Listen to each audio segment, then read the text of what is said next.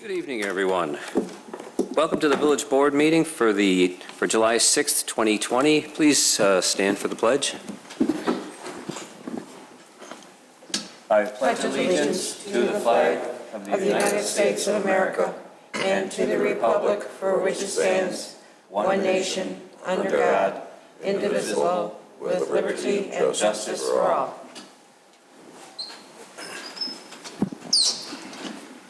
Good evening, everybody. Welcome to the new normal. We're going to try and make the meetings work this way. Clerk Simpson, roll call, please.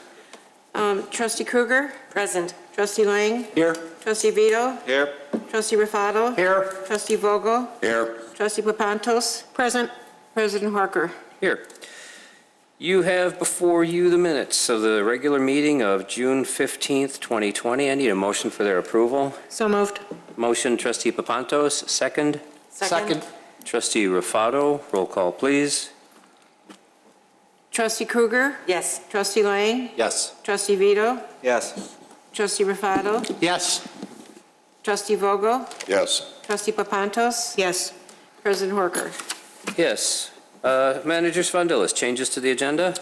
There is one change this evening. I'd like to ask for a motion to remove item 13A from the agenda per the petitioner's request.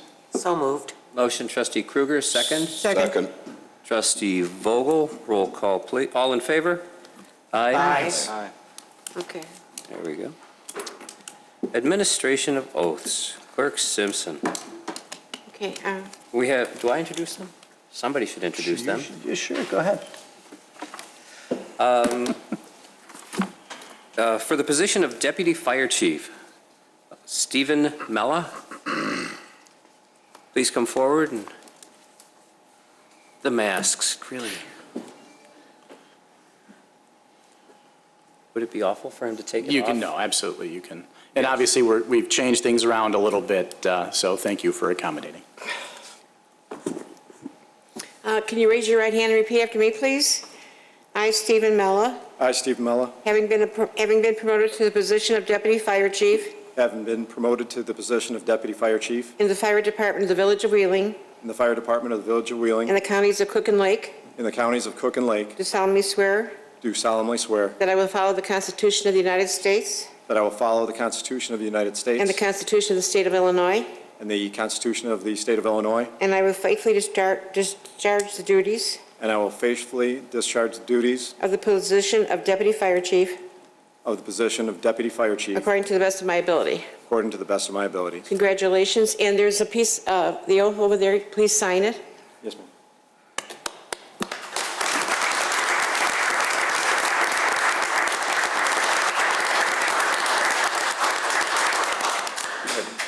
You go ahead. Chief McGreal. I'm very excited to introduce Lieutenant Paramedic Steve Mella as the new Deputy Fire Chief for the Wheeling Fire Department. Steve has 25 years with the village in the fire department. 14 of those, he was lieutenant. Steve's face, most people know him. He's very familiar with the village. He's very active. It's the first thing that I saw when I came here with the CARES program, congregate dining. He's also in charge of the public education program for the fire department. In that, he gets into schools, he gets into senior facilities. The kids know him. Him and his team go out and they teach life safety programs to the people and the citizens here. So Steve's got another side to him too, which I could tell his wife that he won't be deployed anymore, just so he knows. I know he doesn't like that. Steve's also a member of the department's water rescue team and technical rescue team, so he's a double hitter.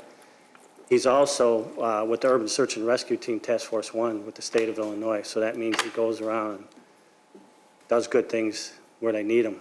Steve was deployed down in Katrina in the Gulf Coast during the hurricane aftermath. He also was deployed a couple years ago to North Carolina, and that was for Florence. So he stayed there. I think his feet were wet for 3 weeks. So they liked him so much, the town actually asked Mavis, the mutual aid box alarm system, can we keep him for another week or two? So they did. They were very appreciative. You know, these are trying times, and I am really looking forward to having Steve by my side, leading the charge, getting us through this and going through where the department's going in the future. So Steve has his family here. I'm going to let him introduce his family. And again, congratulations. I'm really looking forward to working with you. Thank you, Chief. Me too. I've got my wife, Kristen, with me, my daughter, Allie, and my mother, Carolyn, in the back. They've been for my whole career, well, Mom for my whole career, and Kristen, since we've met, been supporting me so that I can do what I do. I'm just so grateful to have them here with me. Thank you.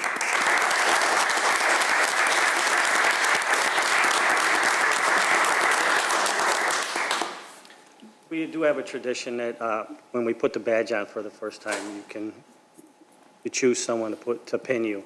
In this case, Steve has his wife done.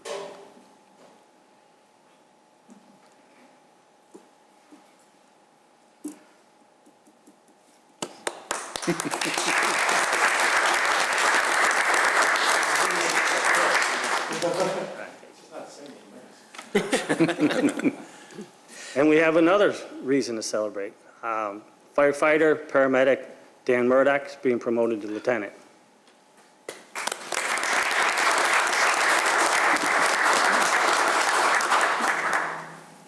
Hi, can you raise your right hand and repeat after me? I, Daniel Murdock, I, Daniel Murdock, having been promoted to the position of lieutenant having been promoted to the position of lieutenant in the fire department in the village of Wheeling, in the fire department of the village of in Wheeling, the counties of Cook and Lake, in the counties of Cook and Lake, do solemnly swear do solemnly swear that I will support the Constitution of the United States that I will support the Constitution of the United States and the Constitution of the State of Illinois, and the Constitution of the State of Illinois, and that I will faithfully discharge the duties and I will faithfully discharge the duties of the position of lieutenant of the position of lieutenant according to the best of my ability. according to the best of my abilities. Congratulations, and can you sign form number 2? Thank you. Thank you.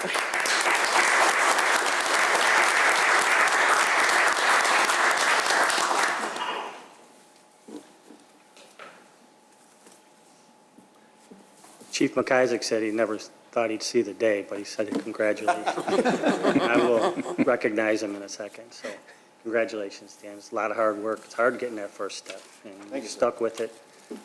Dan's been with the Wheeling Fire Department for 20 years. He also did 2 years with the Lincolnshire Riverwoods Fire Department, and then he came to us.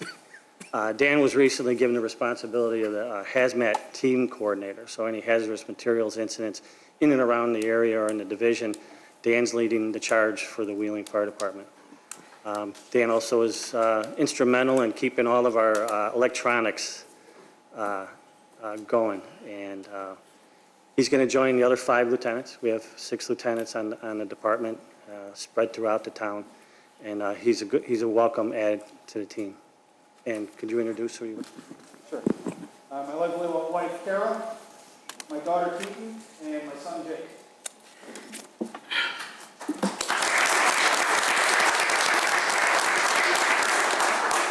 Speech? Sure. Huh? I don't know. Congratulations, Lieutenant, you're now chief. I told you it was symbolic.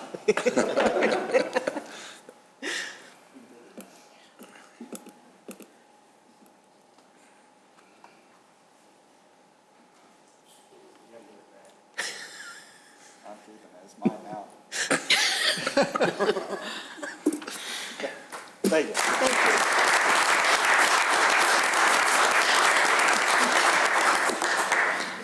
I don't know if Managers Fondelis, were you going to recognize Chief McIsaac? Please. Yeah.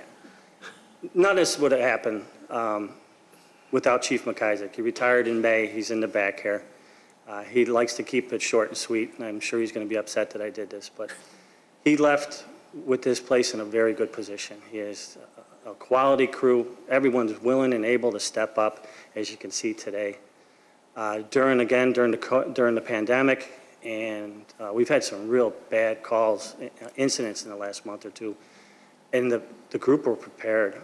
We're set up for success. We have the PPE. We know how to use it.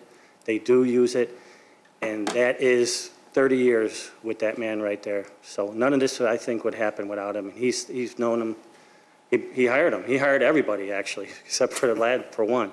So thank you very much, Chief.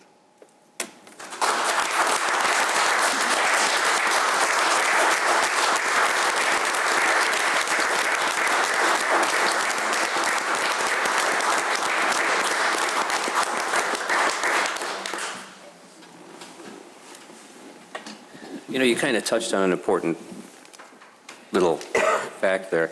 The trimmings, the tokens, they are very symbolic. It's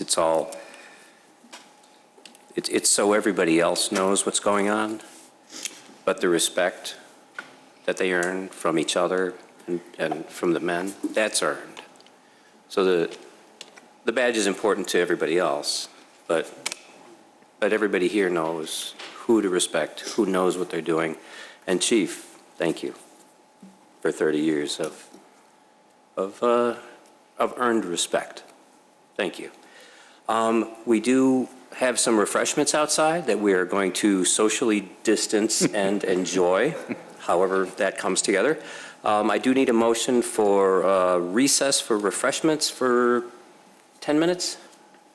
10 minutes, motion? So moved. Motion, Trustee Kruger, second. Second. Trustee Papantos. Papantos. All in favor? Aye? Aye. Aye. Recess.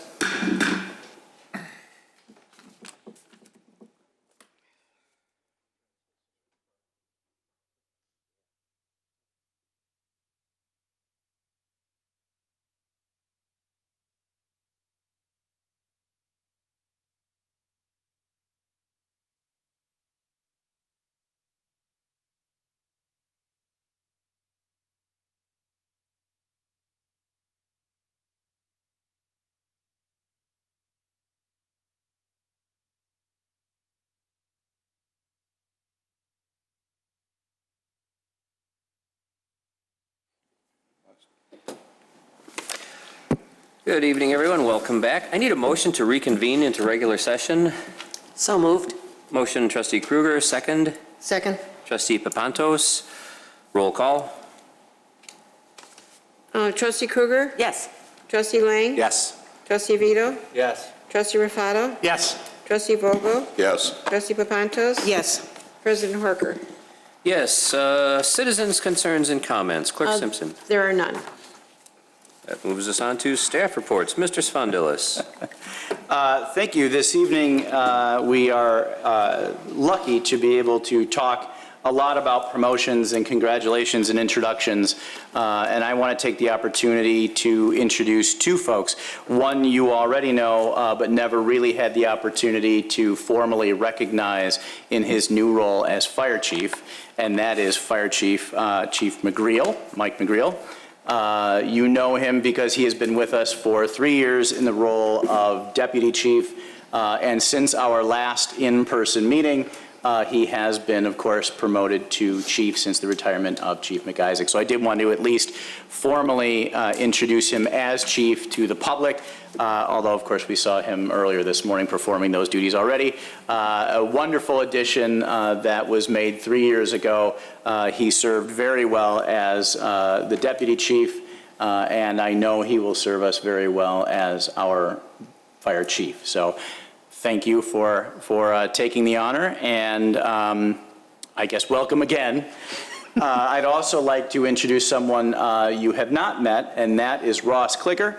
Ross is our new Community Development Director. He has been with us for about a month at this point, right? 5 weeks? This is my 5th week. Excellent. Again, since the last time we were here in person, we've not had the opportunity to introduce him formally, so I wanted to do that. Ross comes to us most recently as the Community Development Director in Brookfield, but has approaching 30 years of service in a number of communities. So, Mr. Clicker, if you would.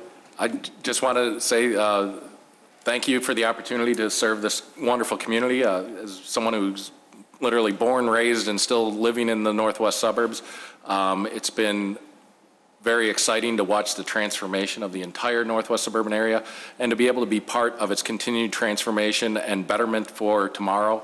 I truly look forward to the opportunity and looking forward to getting to know you all better and working very closely with you. Thank you. That's it. Thank you, gentlemen. Clerk Simpson, consent agenda. On consent agenda, all items listed on the consent agenda are considered to be routine by the village board and will be enacted by one motion. There will be no separate discussion of these items unless a board member or citizen so requests, in which event the item will be removed from the general order of business and considered after all agenda items. 11A, resolution authorizing the acceptance of a publicly bid contract with Joe Kennedy Construction Corporation for the lead service line replacement project in the amount of $1,852,900. Item 11B, ordinance is amending Chapter 4.32 of the Village of Wheeling's Municipal Code alcoholic liquor dealers, specifically Section 4.32.085, to increase the authorized number of Class A liquor licenses. 11C, resolution approving a one-year extension of a previous executed agreement with Hyman Reedman for prosecutional services for the Village of Wheeling. Item 11D, resolution authorizing the village manager to execute an amendment to the real estate contract for the sale of 434-476 South Milwaukee Avenue and 100 East Jeffrey Avenue, Wheeling, Illinois, in order to extend the due diligence deadline by 90 days or until October 5th, 2020. Thank you, Clerk Simpson. Motion for their approval? So moved. Trustee Vogel, second. Trustee Papantos? Roll call, please. Trustee Krueger? Yes. Trustee Lang? Yes. Trustee Vito? Yes. Trustee Rafato? Yes. Trustee Vogel? Yes. Trustee Papantos? President Horker? Yes. That brings us to new business. A has been pulled, so B. 13B, ordinance amending ordinance number 4904, which granted final planned unit development, special use site plan, and building approval of the Whitley of Wheeling for modifications to the approved development plans, the landings at Wheeling's LLC, DBA, the landing on Dundee, 156 West Dundee Road, docket number 2020-7. Mr. Clicker, what do we got? Yes, in front of you in the packet, you do see it's a minor amendment to the approved PUD. What they were originally had approved was a fountain on the north side of the building and a fountain on the south side of the building. The fountain on the south side has been installed. That's the one along Dundee Road.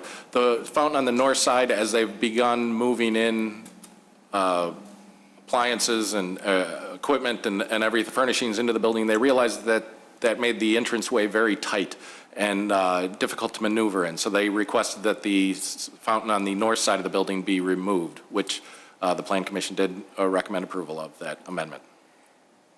The petitioner is here.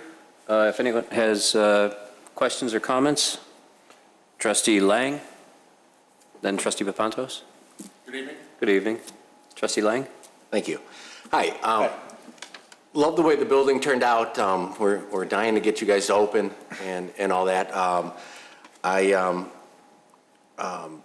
Just a question about the landscaping along the creek. Okay. Area. Is there anything further? And when we originally talked the project, we talked about really working that area and kind of even making the whatever woods that are in there more of an amenity along that path.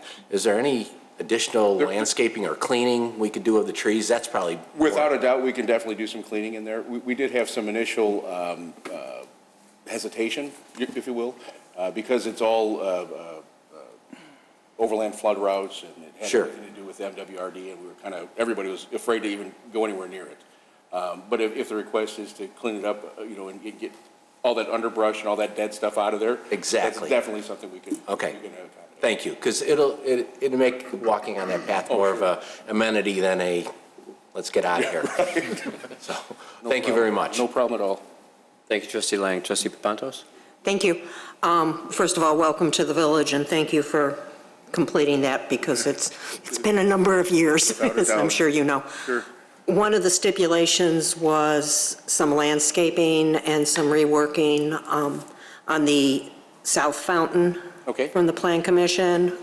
When will that be done? And so with the path itself, we anticipate that to begin this week. with the completion, with 100% restoration, everything by middle of next week. We're anticipating about 5 to 7 days, weather permitting, obviously. So that should be all cleaned up and taken care of in that time. And then once you finish that, are you ready for final inspection? So there's some mapping, remapping that has to be done that is, I don't know if you're aware of that as of yet, or if that's part of anything that's been relayed towards you in any way or not. But there's some remapping for the MWRD that has to be done. That's all part of that final occupancy, if you will. We've been granted temporary occupancy up until that point. So to answer your question in short, we will be ready pending that final mapping approval. And then once everybody's happy and given its blessing, do you have tenants? We're chomping at the bits. We've got a tentative soft date with your approval, obviously, of next month, the 5th, I believe it is, that we're looking to start moving residents in.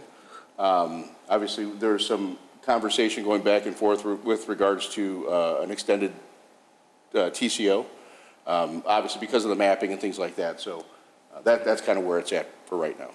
And do you have special plans because of COVID-19? So there's all the PPE that's in place. All the residents, the staff rather, have all been trained. As far as going through the procedures, if you will, everybody's gone through them. So I mean, it's certainly different than... Yeah, it's a completely different animal because of what it is, obviously, and that's kind of what's held up the whole moving residents in, is exactly that, the training and everything that was needed to get that. First, to figure out what you needed, in terms of training, and then once that information was available and in place, then getting all the training and taken care of was... And not to put you on the spot, how many jobs did you create once you're... So overall, they're looking at 86 just to start. And then, as far as the residents move in, if we, everything falls into line and we get everybody in, it could easily be doubled between part-time and full-time, obviously. Fantastic. Thank you. No problem at all. Thank you, Trustee Papantos. Any other questions or comments? If there are no other questions or comments, we need a motion for approval. So moved. Motion, Trustee Papantos, second. Second. Trustee Lang, roll call, please. Trustee Krueger? Yes. Trustee Lang? Yes. Trustee Vito? Yes. Trustee Rafato? Yes. Trustee Vogel? Yes. Trustee Papantos? Yes. President Horker? Yes, congratulations, sir. Thank Keep you it very moving. much. I appreciate all your patience throughout the process.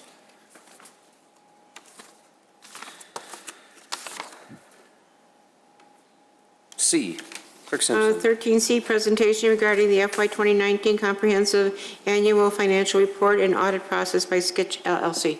Mr. Monshane, in these fascinating and trying financial times, yes, let's look back to the happier days. They are fascinating, actually. Thank you, Mr. President. As the board is aware, the village recently completed its fiscal year 2019 audit process and provided each of you with a copy of the Comprehensive Annual Financial Report and related documents. For anybody who might be watching at home, we've also posted those documents to the village's website in the transparency section, so anyone who's interested in reviewing them may do so. As we do each and every year, we've asked Brian Lefevre, who's a partner with our auditing firm Sikich, to speak with you again this year. And the purpose of having Brian here is to give you the opportunity to ask him any questions you might have about the CAFR and the audit process and how he feels it went from his perspective and the perspective of his staff. From my perspective, the process went very well this year, and that's due in large part to the efforts of Brian and his staff, and also the finance department staff. And the result of that process, as I suspect Brian is going to discuss, was that the village received another unmodified opinion on its financial statements this year, which is what we used to call a clean opinion. And that's something that I think that the village can be very proud of. So with that, I will turn it over to Brian. Thanks, Michael. Good evening. On behalf of Sikich, I'd like to thank the President and the members of the board for inviting us to present some brief comments on the report resulting from the audit of the village, as Michael mentioned, for year 12/31/19. year end.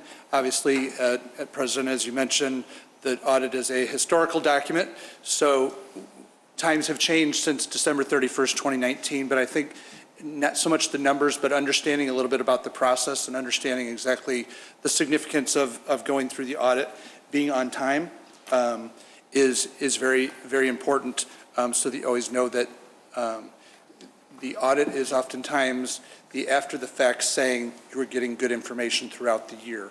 And definitely that is the conclusion that we would draw. The audit process lasts close to 9 months, so regular meetings are occurring with mainly the finance department leadership, and then the input for the audit comes from all the village departments, you, the village board, to help us focus our audit procedures on the areas of highest risk. So an annual financial report is what's required for an audit in the state of Illinois. The village goes another step and creates a comprehensive annual financial report. So in the document itself, there's an introductory financial and statistical section. The financial section is all that's required for an audit. Like I said, you've gone above and beyond. And so when you go above and beyond, you've also participated, as you would see in the introductory section. On the third page of the introductory section, you see the award that the village received for its comprehensive annual financial report for 2018, otherwise known as the CAFR. It came from the Government Finance Officers Association, the Certificate of Achievement for Excellence in Financial Reporting. And that was the 39th year consecutive year that the village received that award. So you should all be commended for that. It's very well recognized. So, for example, when you issue bonds, the bondholders, as you know, those bonds are put to sale, they see that award in the financial statements. They understand what that means. It's a national award. Within the financial section, the document that we give our opinion on is the independent auditor's report. In order for us to give an opinion on the financial statements, we're required to follow two sets of standards. One set of standards are the auditing standards that come from the American Institute for Certified Public Accountants, or AICPA. The AICPA standards tell us the types of procedures we need to perform when we're conducting our audit. And then the second set of standards are the financial reporting standards. What the financial statements, the form and content of those statements are required to look like comes from the Governmental Accounting Standards Board, or GASB. Once we follow those two sets of standards, we can issue an opinion. We're pleased to present an unmodified opinion, which means that the financial statements are presented fairly in accordance with generally accepted accounting principles, free of material misstatement. And that is the highest level of opinion that you can receive on your financial statements.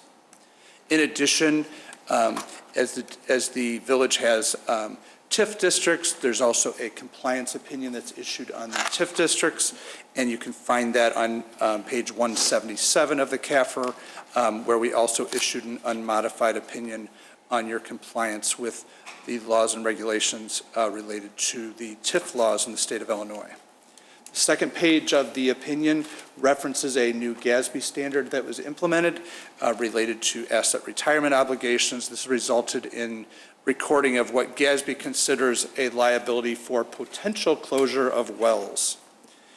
$230,000 impact on your financial statements, nothing you would set aside money for, but we regularly deal with what GASB's classification of liabilities as we've seen over the last few years. The last thing in the opinion that I would give your attention to is the last paragraph on page 3, which talks about a document related to government auditing standards. So you might recall in some years past, you've had expenditures of federal awards greater than $750,000. In this particular year, your federal award expenditures were $420,000, so normally you'd say you don't have a single audit of federal expenditures. The state of Illinois has its own set of rules that auditors have to follow, and when you expend more than $500,000 in state and federal funds combined, you still are required to have a compliance opinion under government auditing standards. And that opinion is also presented in the CAFR towards the end of the report as well, and that also was an unmodified opinion over your compliance with laws and regulations that could have a material impact on your financial statements. The last document I'd bring to your attention is the management discussion and analysis. This is the executive summary of a very large document. This is where you would start. This is where you would refer constituents that have questions about the village finances. This document, along with the annual budget document, in my opinion, are two of the most critical financial documents that are created by the village each and every year. So we review this after the village prepares it. We make sure it's consistent with what's required in an MD&A and also that it's consistent with the financial statements themselves. In conclusion, the audit went smoothly. When we were out here doing field work, we were all trying to get a handle on what COVID was. It was just starting to happen as we were out here. So we're a little bit ahead of it because the village is so prepared early on for the audit. We were able to capture all of the documents that and review the documents that we needed here on site. So everything was right on time. All the deadlines were met. As Michael mentioned, both the Sikich team and hardworking professional staff at the village make sure that everything continued to go smoothly despite everything going on around us. With that, I would ask if any of you have any questions. I'd be happy to answer. Trustee Lang. A comment. The form that you send the elected officials is, it's pretty straightforward and doesn't take a long time to fill out. Sometimes I feel like I should take longer with it. Sure. But it really is a fast fill, and it's obviously necessary for this whole process as well. But you guys do make it pretty easy on us to be able to fill that out, send it back in. Well, thank you. I appreciate it. It's a way to open dialogue if there's any dialogue that individuals feel are necessary. Point us in the right direction if there's concerns. Thank you. You're very welcome. If there are no other questions or comments, do we just approve the presentation or? No, there's no need to do that. It's just a presentation. Thank you, sir. Thank you very much. Thank you. This whole document is available online? It is. Excellent.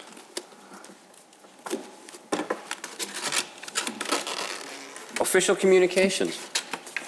Trustee Lang. The police department's new full disclosure Facebook page is amazing, awesome. Everyone should like the page so they could see links to what the police department is doing for all of their procedures. I think it goes a long way to explain to folks how our department is trained to handle situations, and it's really eye-opening and makes me proud that that's how our folks are trained and how they act in public. Thank you. Thank you, Trustee Lang. Trustee Papantos. Thank you. Once again, and I think this is every year, congratulations to the Finance Department. It's amazing that you can make this readable and halfway interesting because I stayed awake when I read, and you know me, I read the whole thing. So thank you for that. I know Chief McGrill, you didn't want to be called out, but congratulations, you kind of got, and outside swearing in, so thank you for being here and running our department so smoothly and everything just happening without anybody really realizing that there has been a change. You have big shoes to fill, but you've already done that, so thank you. And a shout out to our staff who designed and put this together so that we can be here and have a meeting and actually have something that looks pretty professional. Although it echoes in here, I think the room is kind of empty. But it's really great that they did this on a limited budget, and life is going to go on and we're going to be able to continue having meetings and have people present. So the staff did another great job. Thank you, John. President Horger, can I just piggyback on that? Yeah, please. So we don't have to come back to it. Thank you, Trustee Papantos. I did want to add that everything you see here was designed and built in-house from our Public Works Department Building Services Division. And I too would like to brag about their professionalism in coming up with something that will look professional long-term. Obviously, we are in Phase 4. Phase 5 is most likely a long way away, which means this is the, pardon the use of the expression, but it is the new normal for the foreseeable future. And my request of them, my challenge to them was to come up with something that looks as close to this dais being quote-unquote normal as possible. We don't want to, we want to protect the people that are up here without making it look like we were in cages or making it, you know, unduly unattractive, I should say, from the viewer's standpoint. So they came up with this design, and we're very proud of their work. The audience will notice that we've made some changes to the room. One of those, besides the physical changes, is I have told our department head staff that they do not need to attend the meetings unless they are presenting. So the board will see fewer department head folks sitting at the staff dais. Obviously, you see we have, we can only fit 3 people at the staff table. These 4 chairs at the presentation tables are also reserved for staff should we need them. So that gives us 7 of the 9 at any given time. Should we need any more, certainly they can fill in the audience seats, which are limited now to 18. There are 18 seats in the audience section. Should the need arise, we can line a couple more seats along the south wall. But this is the best that we could do with the standards that were provided to us from the state. So this is what it's going to look like for the foreseeable future. So just wanted to again recognize the Public Works Department and also IT, who was able to configure a means by which we were able to do our web-hosted meetings for the last several months. That was not an easy task either, particularly since some of us were in the room the whole time, and it was somewhat of a feedback loop of technology in order to make those meetings run well, and I think that they did. So my gratitude to both departments. Thank you. Thank you, Manager Spondelis. Yeah, it's, we have a good team here. We have good people. I mean, it's just, it's a simple statement, but I was very impressed to see what Chief Dunn had put forward with the social media program. It was great that we can get out there the message that all of these programs that people are saying we should be a part of and you should implement this. And Chief Dunn can say, yes, we've been doing that since 2014. Yes, we've been doing that since 2016. And that's great. Anyway, we can get on with the evening. We have before us the bills for, if anyone else has comments, I'm sorry. No? We have before us the bills for June 11th through July 1st of 2020. I need a motion for their approval. So moved. Motion, Trustee Rufato, second. Second. Trustee Papantos, roll call. Trustee Krueger? Yes. Trustee Lang? Yes. Trustee Vito? Yes. Trustee Rufato? Yes. Trustee Vogel? Yes. Trustee Papantos? Yes. President Horker? Yes, we have no executive session tonight, so I need a motion for adjournment. So moved. Motion, Trustee Krueger, second. Second. Trustee Rufato, all in favor, say aye. Aye. Meeting adjourned. Thank you, everyone.